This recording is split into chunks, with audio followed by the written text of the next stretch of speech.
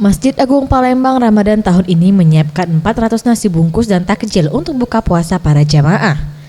Sekretaris Pengurus Masjid Agung Palembang Muhammad Syukri mengatakan, dana sendiri merupakan hasil pemberian dan sumbangan donatur selama bulan puasa.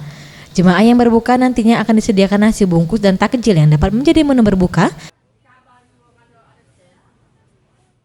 Sekitar 15 tahun terakhir ini ya, sejak saya dari sekretaris pengurus sampai ke wakil ketua dan sekarang sampai wakil pengawas, memang sekretaris pengawas kita memang tidak lagi buka bersama bareng-bareng. Dulu pernah bareng-bareng kita buat hidangan jemaah, Masjid Agung menyiapkan makanan ya, rame-rame menyiapkan makanan, menyiapkan hidangan, kemudian jemaah datang untuk makan bersama. Kalau sekarang tidak, kita sekedar membagikan nasi bungkus orang per orang ya, supaya lebih simpel, lebih mudah, dan itu juga kami menyiapkan sekitar 400 nasi bungkus yang kita bagikan kepada seluruh.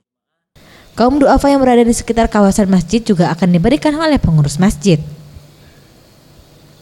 Untuk pembagiannya dibagikan satu persatu ke jemaah agar tidak berdesakan. Tim Liputan Sriwijaya TV.